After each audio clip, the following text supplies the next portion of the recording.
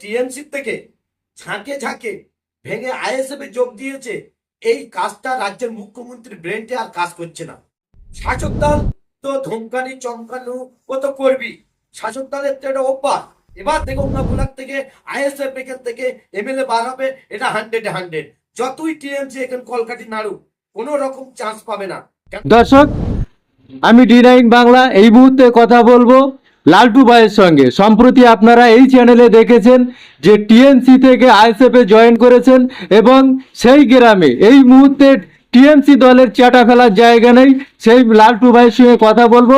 তিনি বিস্ফোরক কিছু মন্তব্য করেছেন এই রাজ্য সরকারের বিরুদ্ধে, এই রাজ্য সরকারের ধর্মনীতি নিয়ে যে খেলা করছেন মুসলমানদের নিয়ে। দেখুন সেই বিস্তারিত ভাইজান ঠিক কি বলেছেন। হুমায়ুন কবির মুর্শিদাবাদের নূতন দল ঘোষণা করেছেন মুসলমানদের নিয়ে, কি বলবেন এ বিষয়ে? দেখো, হুমায়ুন কবি এখানে মসজিদ করছে, কে মসজিদ করবে, কে মন্দির করবে, কে গির্জা করবে, কে গুরুদুয়ার করবে, এটা এক সম্পূর্ণ ধর্মীয় ব্যাপার। এখানে রাজনীতি জড়ানোটা ঠিক না। এটা অ্যাকচুয়ালি পশ্চিমবাংলার রাজ্য সরকার এর প্ল্যান। তার কারণ ওখানে যেভাবে টিএমসি থেকে ঝাঁকে ঝাঁকে ভেঙে আইএসএফ এ যোগ দিয়েছে, এই কাজটা রাজ্যের মুখ্যমন্ত্রী ব্রেনটে আর কাজ করছে না। এই জন্য রাজ্য সরকার হুমায়ুন কবিরদের এই গেমটা খেলেছে, এই প্ল্যানটা করেছে যে ওখানে একটা মসজিদ করলে কিছু মুসলিম ভোট কেটে হুমায়ুন কবির দিকে যাবে, রাস্তাটা পরিষ্কার করার একটা প্ল্যান করেছে। ওই ফাঁদে রাজ্য সরকার একটা গোল দেওয়ার চক্করে নিচ্ছে। কিন্তু বীরভূমের মানুষ, মুর্শিদাবাদের মানুষ, পলাশির মানুষ অত বোকা নয়। ওরা আইএসএফ এ যখন যোগ দিয়েছে, আইএসএফ ওখান থেকে জেতাবে, আইএসএফ এর ওখান থেকে বিধায়ক বার করবে, ওখান থেকে আইএসএফ জিতবে। এটাই সিদ্ধান্ত, এটাই ফাইনাল। দেগঙ্গা বিধানসভা সম্প্রীতি দেখা যাচ্ছে অপ্রীতিকর ঘটনা এখানে কিছু কিছু জায়গায় দেখা যাচ্ছে আমাদের তৃণমূলের ব্লক সভাপতিকে নিয়ে দেখা যাচ্ছে ভোট ভালোভাবে হচ্ছে না, কি বলবেন এ বিষয়ে? দেখো, এখানকার টিএমসির ব্লক সভাপতির বিষয়ে আমি কিছু বলতে চাইছি না, বা ওনার বিষয়ে আমি কোনো মন্তব্যই করব না। আমার একটাই বক্তব্য, লিগাল ভাবে যদি ভোট হয়, সঠিক ভাবে যদি ভোট হয়, 100-100 এখান থেকে আইএসএফ জিতবে। শাসক দল তো ধমকানি চমকানো ও তো করবি, শাসক দলের তো এটা অভ্যাস। কিন্তু বর্তমান আইএসএফ কর্মীরা ভবিষ্যৎ খুবই জান প্রাণ দিয়ে লড়াই করবে। এবার দেগঙ্গা ব্লক থেকে আইএসএফ এখান থেকে এমএলএ বার হবে, এটা 100-100।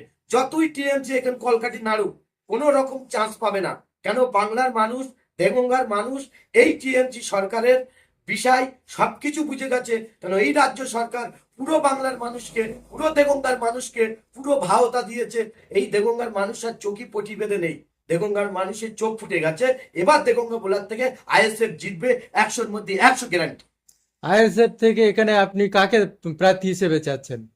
দেখো, আইএসএফ থেকে প্রার্থী কাকে চাই এটা তো বলার আমার অধিকার নেই, বা আমি বলতেও পারবো না। তার কারণ এখানে বড় ভাইজান আছে আব্বাস সিদ্দিকী, এখানে ছোট ভাইজান আছে ভাইজান নওশাদ সিদ্দিকী, তিনি ভাঙনের বিধায়ক, মানে চেয়ারম্যান, তিনি অল পশ্চিমবাংলার চেয়ারম্যান, অল পশ্চিমবাংলার এমএলএ। তিনি যেটা ডিভিশন টানবে, তিনি যাকে বর করবে, আমরা তাকে বরতি হয়ে আসবো। ওয়াকআপ নিয়ে মমতা ব্যানার্জি বলেছিল এর আগে ওয়াকআপ নিয়ে আন্দোলন করার কিছু নেই, যদি কিছু করতে হয় আমি করব, কেউ কোনো গুলোগুলি করবেন না। অথচ সেই ওয়াকআপ দিদিমণি সমর্থন করলেন, কি বলবেন এ বিষয়ে? দেখো, ওয়াকফ লাগু হওয়ার এটা তো সম্পূর্ণ হওয়ারই কথা। তার কারণ এই ওয়াকফ বোর্ডে যখন সেন্ট্রাল কেন্দ্র সরকার বার করলো, এই রাজ্য সরকার কিন্তু একটা ভাওতা দিয়েছিল, বাংলার মানুষকে বেয়াকুব বানাচ্ছিল যে আমি রাজ্যের মুখ্যমন্ত্রী থাকতে ওয়াকফ বোর্ড চালু হতে দেবো না। আর ওয়াকফ বোর্ডে এই বাংলার মুসলমান সমাজের মানুষ যখন রাস্তায় নেমেছে, মুসলিম সমাজের মানুষ যখন রাস্তায় প্রতিবাদ করেছে, এই রাজ্যের মুখ্যমন্ত্রী একটাই বার্তা দিছিল যে আন্দোলন করতে গেলে দিল্লি গিয়ে করতে হবে, এখানে করলে আমার থেকে খারাপ কেউ হবে না। কিন্তু এটা ভাওতা দিয়েছে রাজ্যের মুখ্যমন্ত্রী, সবার আগে উনি লাগু করেছে। এসআইআর নিয়েও দেখা যাচ্ছে রাজ্যের অবস্থা খুবই খারাপ। এসআইআরও করতে দেবে না এমনটাই চেয়ে দিয়েছিলেন আমাদের মুখ্যমন্ত্রী, এবং শেষ মুহূর্তে 5 দিন আগে এসআইআর এর নাম নথিভুক্ত করার নির্দেশ দিয়েছেন। এই যে গুলোগুলি হচ্ছে, একদিকে বিজেপিরা ভয় দেখাচ্ছে মুসলমানদের, আর মুসলমানদের মসিয়া সাজছেন মুখ্যমন্ত্রী মমতা ব্যানার্জি, কি বলবেন? দেখো, এসআর নিয়ে যদি বলতে হয়, এই রাজ্যের মুখ্যমন্ত্রী বলেছিল আমি বেঁচে থাকতে এসআর আমি হতে দেবো না।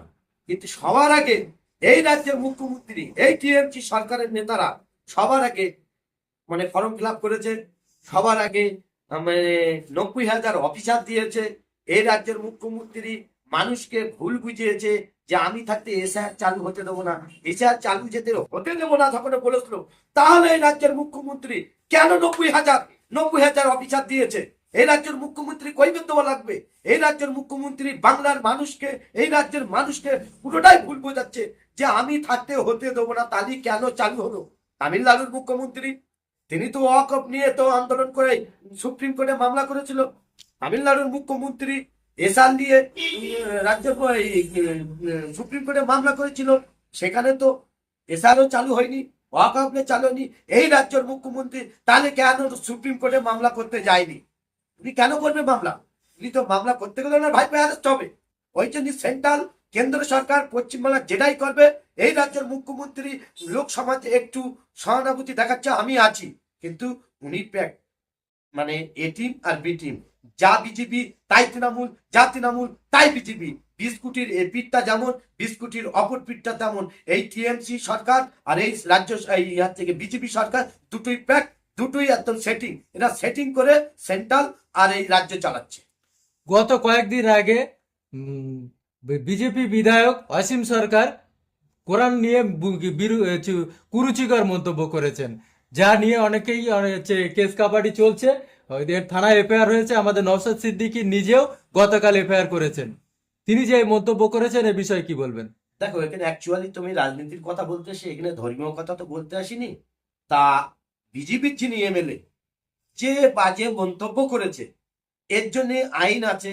আমাদের ভাইজান নওশাদ সিদ্দিকী সবার আগে উনি কিন্তু কেসে গিয়েছে, কিন্তু টিএমসির কোনো এমএলএ, কোনো এমপি, রাজ্যের মুখ্যমন্ত্রী কোনো রকম স্টাফ এখনো নেইনি। কেন চাইলে এই রাজ্যের মুখ্যমন্ত্রী অবিলম্বে ওই মানুষকে অ্যারেস্ট করতে পারতো, কিন্তু করবে না। ওই বললাম এ টিম আর বি টিম, যা বিজেপি তাই তৃণমূল, যা তৃণমূল তাই বিজেপি। দুজনা দিদি আর মোদি সম্পূর্ণ সেটিং। এর আগেও অনেকবারই বিরোধী দলনেতা শুভেন্দু অধিকারী মুসলমানদের নিয়ে অনেক বাজে বাজে কথা বলেছেন, কুরুচিকর মন্তব্য করেছেন। মুখ্যমন্ত্রী যেখানে কোনো রকমের অ্যারেস্ট দূরের কথা, কোনো রকমের মুখে কুলু পেটে রেখেছেন। তাহলে কি উনি কি বাদিয়ে দেওয়ার চেষ্টা করছেন এবং মুসলমানদের কাছে টেনে নেওয়ার চেষ্টা করছেন? কি বলবেন? মানে মুখ্যমন্ত্রী তো এটাই প্ল্যান। মুখ্যমন্ত্রী শুভেন্দু অধিকারীতে মুসলিমদের ভয় দেখানো হচ্ছে, মুসলিমদের ভয় দেখানো হচ্ছে যে বিজেপি পশ্চিমবাংলায় আসলে এই হবে ওই হবে। এটা মানে শুভেন্দু দিয়েই করাচ্ছে রাজ্যের মুখ্যমন্ত্রী। চাইলে তো রাজ্যের মুখ্যমন্ত্রী শুভেন্দুকে অ্যারেস্ট করতে পারছো। আজ পর্যন্ত তার বাড়ি কোনোদিন পুলিশ গেছে? তার কোনোদিন ডাক করা হয়েছে? তাকে কোনদিন অ্যারেস্ট করেছে? করবে না। ওই বললাম বিজেপি যা তাই তৃণমূল, যা তৃণমূল তাই বিজেপি। দুজনে দাদা দিদি পুরো সেটিং। ও শুভেন্দু কিছুই করবে না। ও শুভেন্দু তো রাজ্যের মুখ্যমন্ত্রী করাচ্ছে মুসলিমদের ভয় দেখানো। বাংলার মুসলিম সমাজের মানুষ আর কোনো ভয়ের জায়গা নেই।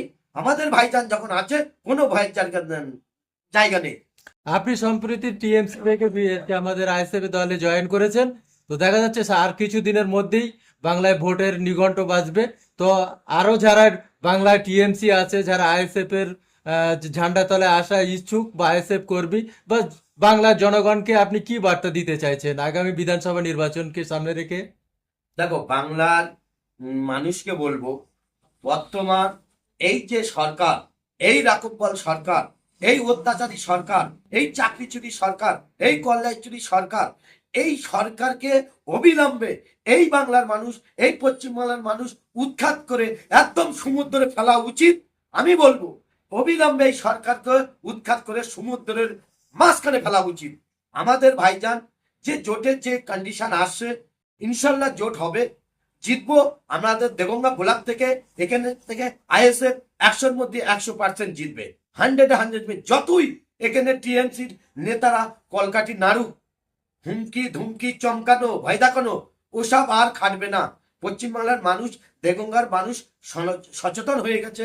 দেগঙ্গার মানুষ যোগ্য জবাব দেবে ভোটের মাধ্যমে।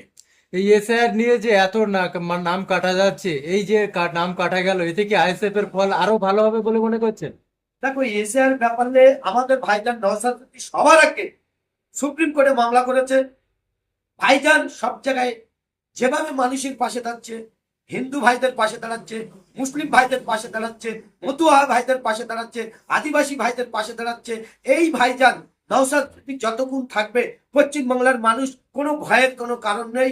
একটা লিগাল ভাবে যদি নাম বাদ যায় তার জন্য যোগ্য জবাব আইনের মাধ্যমে আমার ভাইজান নওশাদ সিদ্দিকী জবাব দেবে।